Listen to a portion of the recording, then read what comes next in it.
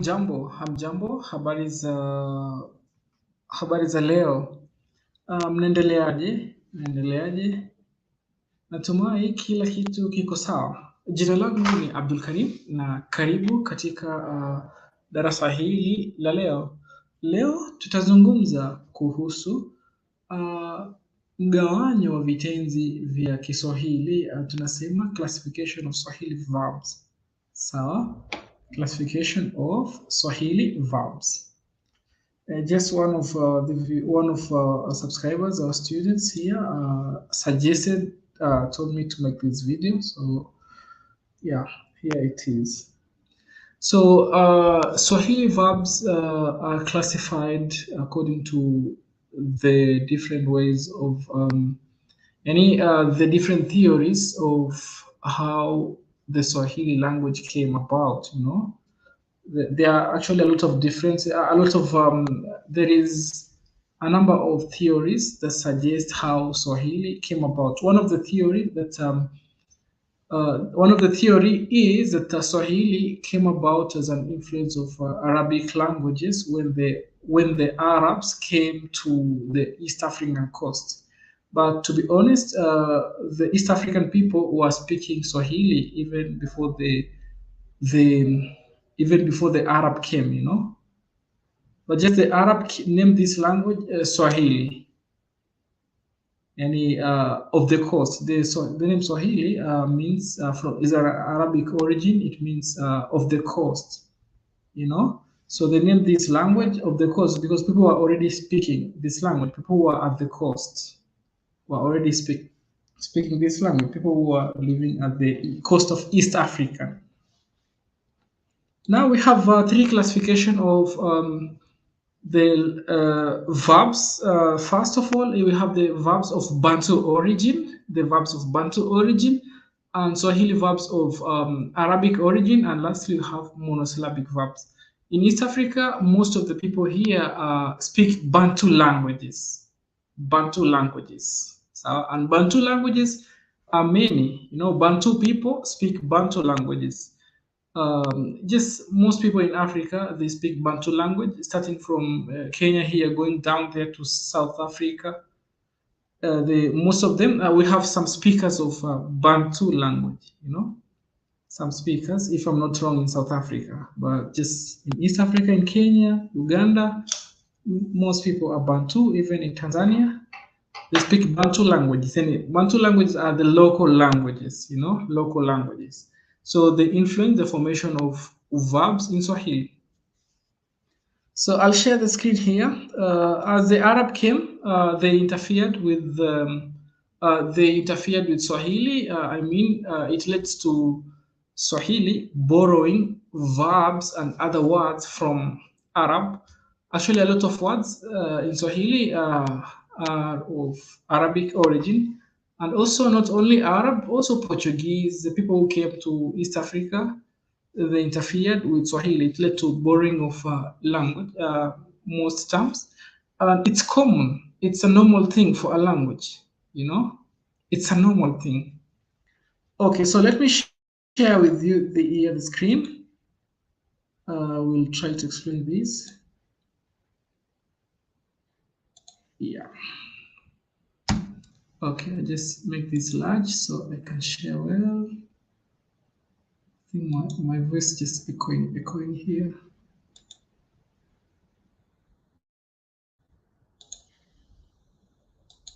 Yeah, I'll share the screen. Okay, I'm sharing the screen.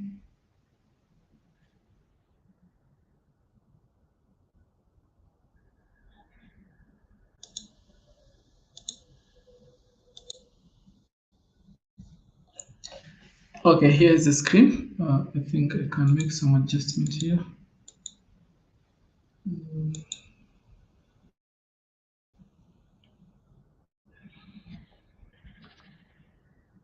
Taking some time.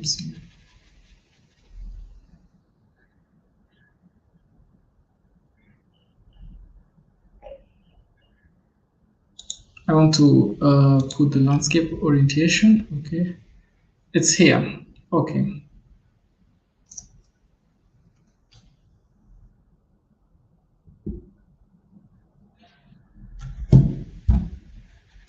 It's my computer is somehow slow.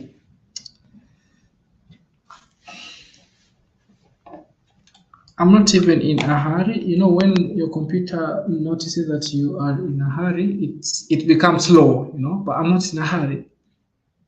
I'm not in a hurry.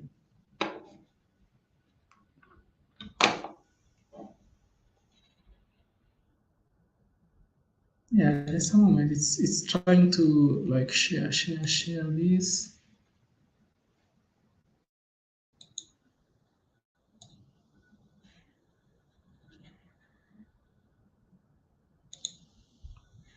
Okay, we have here the first part here is verbs of Bantu origin. And the verbs of Bantu origin, the difference is that with other verbs, with the verbs of Arabic origin, is that the verbs of Bantu origin, they end with the a. You know, this we don't call this a in Swahili, we call it a.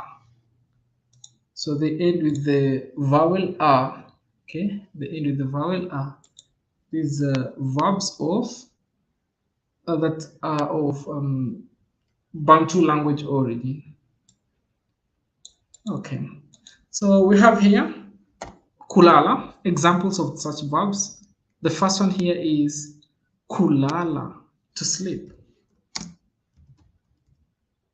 To sleep. Kuamka, sawa? Kuamka is to wake up. Kuamka. Kuamka. If you have any comment, just write there in the comment section or in the chats. If it's questions, anything, just write there. Kuamka, to wake up. To wake up. Kuandika, to write. To write. Kusoma, to read. To read. To read. Kuchora, to draw. To draw. To draw. And this is kusimama, to stand. To stand. Kusimama, okay? Kupika, to cook. Kupika. Kupika, to cook. Kuota, to dream. You know, kuota means to dream. Another meaning for kuota means to germinate. So when something is germinating, we use the term kuota. Yeah, like the seedlings are germinating, we say miche inaota. So also when the a baby, you know, starts growing teeth, we say meno yanaota. You know, meno yanaota. The small teeth start to appear here. We use the word kuota. Just apart from this, to dream. Okay, so this is verbs of Bantu language origin. You notice they end with the letter with the vowel a. Sawa? Zinaishia kwa a. Halafu this ku is, it shows this verb is in infinitive form. Kulala means to sleep. It's like the verb to sleep, you know. But if you just want to say sleep, then you use the word lala. Lala, amka, andika, soma, chora, simama, you know. Pika, it means cook. But when I say kupika, it means to cook. Sawa, pika. Ota, to dream. Kuota, to dream. Ota, just dream. You know, when you're telling somebody, when you're telling me to do something, maybe you're telling me to cook, you won't tell me kupika chapati. You tell me pika chapati. It means cook chapati. Okay, when you say kupika chapati, it doesn't make sense to me. When you tell me, if you are telling me to do something, I won't understand. You need to tell me pika chapati, then I will cook chapati. Nambari ya pili, verbs of Arabic origin. As I said, most the Arab traders, they came to East African coast. They brought a lot of influence to the Swahili languages. You know, most words, Swahili borrowed a lot of words from Arab language. You know, it borrowed a lot of words. When the Arab came, also when even previously the Swahili letters were written in Arabic letters, the Swahili letters were written in Arabic letters. And when the missionaries and the colonialists came, they changed the Arabic letters into the Latin letters, so they translated these, they created them, they actually, what can I say? I can say they translated some of the Bible that was translated into Swahili by the missionaries. If we have a missionary that wrote the first Swahili to English dictionary, so he changed the Swahili letters into from Arabic scripts to Latin letters. Okay, so we have verbs of Arabic origin. We have kusamehe. They don't end with a. They end with another vowel apart from a. Okay, like this one, kusamehe, to forgive. Kusamehe. Kusamehe, to forgive. Sawa. This is kusacrifice. Not really. This is just to forgive. To forgive. When you want to tell someone, forgive me, tell them nisamehe. Nisamehe. Sawa? Nisamehe, forgive me. Nisamehe tafadhali. Forgive me please. Nisamehe tafadhali. Nambari ya pili ni kubaki, to remain. Kubaki. Kubaki, to remain. Baki. We have this kufikiri. Kufikiri, to think. Kufikiri. Kufikiri, to think. Yeah, unafikiri nini? What are you thinking? Or what do you think? Unafikiri nini? Kufurahi. Kufurahi, to rejoice, to be happy. Kufurahi. Kufurahi. Sawa? Kufurahi. Kuketi, to sit. Kuketi, to sit. We have another verb that means the same, is kukaa, but kukaa ends with a, so that means to sit also, and kuketi also means to sit. Sawa? Kuketi. Kusafiri, to travel. Kusafiri. Kusafiri. Kurudi, to return. To return. Kufaulu. Kufaulu, to succeed. Kufaulu. Kufaulu. Yeah, some verbs can be of English language origin, like the word kupasi.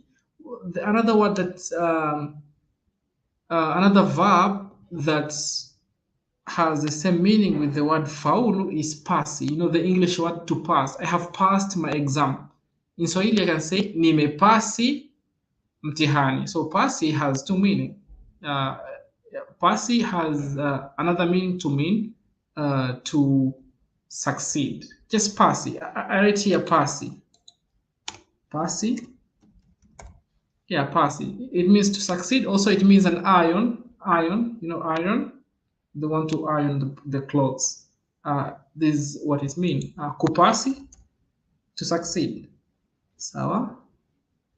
It's not Sheng. Some people can say, oh, the teacher is teaching Sheng, Sheng words, some of the Sheng words, they use English and Swahili, they mix together. But this is just normal Swahili, kupasi. Okay, kuharibu, to spoil. Kuharibu. Kuharibu, not kuharibu. Oh, kuharibu, okay, to destroy or to spoil. Kuharibu. Kuharibu. Let's continue. Tunaendelea. Nambari ya 10, kujaribu. Kujaribu, to try. Kujaribu, Kujaribu. Nambari ya 11, kujibu, to reply. Kujibu, to reply. Sawa? Kujibu, We have another one here is kuhisi. Kuhisi. Kuhisi, to feel, you know. And we also use the verb kusikia. Kusikia means to hear, but in Bantu languages, most when you want to say I'm feeling hungry, we use the verb kusikia. Yeah, to say that I'm hearing hungry, though you're not hearing hungry, you're feeling hungry. That's why. But we just use the same, the word kusikia, to hear, to mean to feel something. So we can say ninasikia njaa. It means I feel hungry. Ninasikia uchungu. Someone can ask you, unasikia uchungu? Are you feeling like are you feeling pain? Unasikia uchungu? Yeah, unasikia. Kusikia is to hear. Also, it implies to feel. So that is of Bantu origin. Kuhisi is to feel, same. And the last group of Swahili nouns, not nouns, actually Swahili verbs is, I think it's late here, that's why I'm keeping on. I'm sleepy. Okay, monosyllabic verbs. Monosyllabic verbs. And it just, these verbs are, they are a headache to most people. These verbs, really. Monosyllabic verbs. You know, we've learned above up there that most, so just the Swahili verbs that we've just learned up there, they're not monosyllabics. They have more than one syllable. But the monosyllabic one just have one syllable only, and they don't make sense on their own. So we have to add the ku of infinites, the infinitive ku, so that these verbs actually make sense. And sometimes the ku is retained while conjugating, and sometimes the ku is omitted while conjugating. We'll learn some incidents where the ku is retained and where the ku is omitted. Let's see. By the way, I made another video about monosyllabic verbs. When you just Google monosyllabic verb in Swahili, you'll see one of my video there. It's actually top, number 1. Okay. We have the verb here, la. La. Normally, the word la in Swahili means no. The word la means no, but this is a verb. It means to eat. Yani eat, la. So it doesn't make sense on its own. Therefore, we add ku and it becomes kula. Means eat. Kula. Kula. It means eat or to eat. When you want to tell someone, eat chapati. Yeah, I love chapati. Ninapenda chapati. So eat chapati. Kula chapati. Kula chapati. Sawa? I am eating chapati. You say ninakula chapati. Ninakula chapati. So this is la. It's monosyllabic. We say la. Another monosyllabic verb is nywa. Nywa is to drink. Nywa. Nywa is to drink, but it doesn't make sense on its own, you know. When you just say nywa, it doesn't make sense. People won't understand what you're meaning. Unless you add the ku, it become kunywa. We say kunywa. Yeah, an example you can say, I'm drinking water. I say ninakunywa maji. Ninakunywa maji. Ninakunywa maji. Okay, let's continue with ja. Ja. Ja. Ja means to come. Ja, but it doesn't make sense also when you just tell someone ja. No, what are you talking about? You tell me ja, tell kuja. Kuja, come. Kuja, sawa? Kuja. Kuja. Then this one is pa. Yeah, pa. You know, some people can learn these verbs, monosyllabic verbs, and they just go ahead and use them without adding this ku. Like this pa means give. Yeah. Someone can say pa chakula. Pa chakula. What does pa chakula means? This verb don't make sense on their own. We have to add ku. Kupa chakula means to give food. Kupa chakula. So if I say I'll give you food, I'll say nitakupa chakula. Kupa. This is wa. Wa is to be. Yani be something, like to be a doctor. To be at a certain place, you know. Kuwa, we say kuwa. Nitakuwa daktari. I'll be a doctor. Nitakuwa daktari. Sawa? Nitakuwa daktari. Nilikuwa mgonjwa. I was sick. Nilikuwa mgonjwa. Kuwa. These verbs, they are not many in Swahili. There are just 9 of them. Okay? There are just 9 of them. I should have numbered these verbs. There are just 9 of them. Let me number them here. Yeah. Okay. We have this one, cha. Cha, it means to down. You know, to down? Kucha. Kucha means to dawn. Kucha. To dawn. But kucha also means the nails, you know. This the word kucha as a noun, it means the nails. Nails. Kucha. Kucha. So this one means to dawn. How do we use this word kucha in Swahili? We say kumekucha, kumekucha, kumekucha.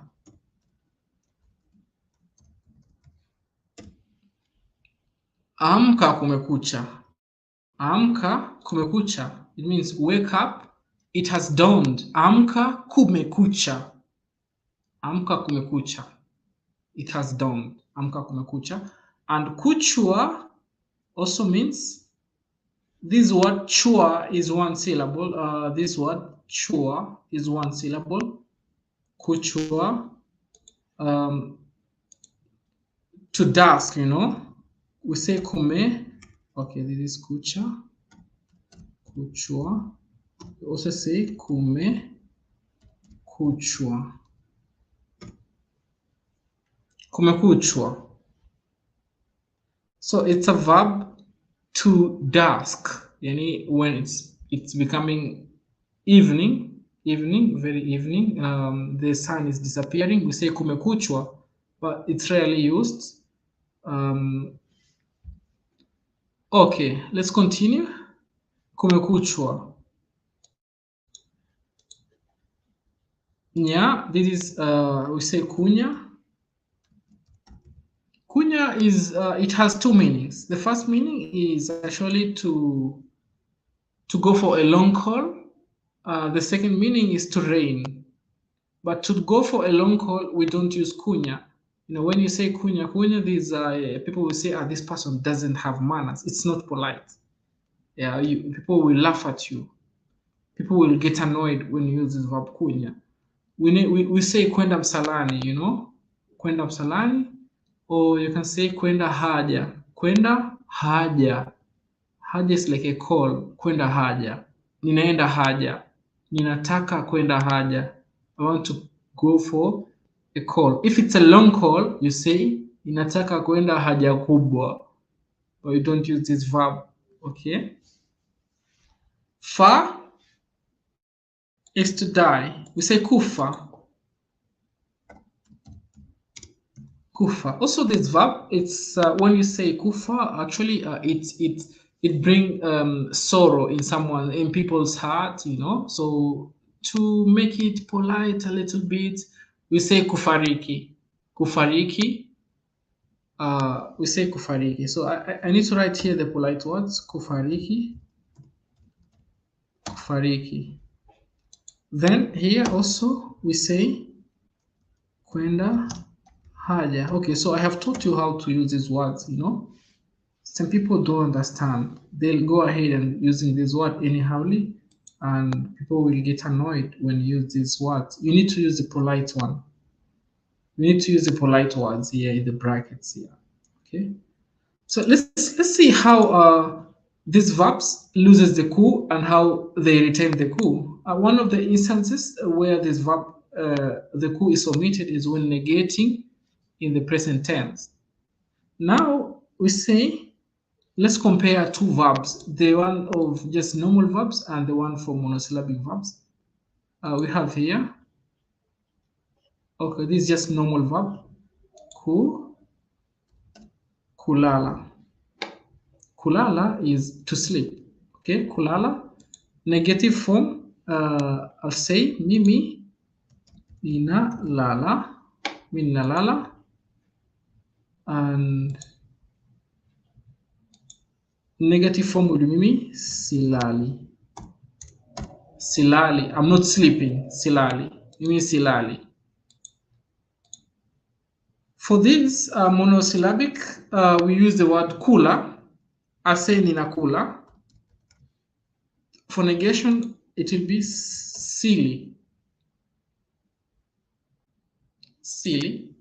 You know, some people they learn, actually not some people, let me say students learn this word, learn the negation. They say sinakuli, or they can say sikuli without omitting this ku. Ku is omitted when negating in this form. We just say silly, we just negate. We remove the ku and just negate normally. But when we are just using it normal in the positive form, we say ninakula. The ku is retained. But when we negating in the present tense, the ku is omitted. Ninakunywa chai. I'm drinking tea. Ninakunywa chai. If we want to negate, I'll say sinywi chai. So you don't say sikunywi chai. Okay? Sikunywi chai. Say sinywi chai. Sinywi chai. I'm not drinking tea. Yeah, this is in the present tense, negative forms. The ku is omitted. So, if you want to know about other forms where the ku is omitted in these monosyllabic verbs, I'll direct you to a video that I'll leave the link in the description section. I discussed all of those verbs. And this is all for this lesson today. Yeah, the history of Swahili language is long. Maybe in the future we'll discuss about, I'll bring an expert, maybe he'll talk about the Swahili language in general, you know. Because when I talk about Swahili, I can be bringing my own opinion. I can be biased, you know. Okay. So we'll talk about, let's meet in the next lesson, okay? Nimefurahi sana kuwa na nyinyi katika darasa hili na natumai mmefurahia kuzungumza kuhusu vitenzi vya aina tatu katika lugha ya Kiswahili. Haya basi, kwaherini, kuwa na wakati mwema. Kwaherini.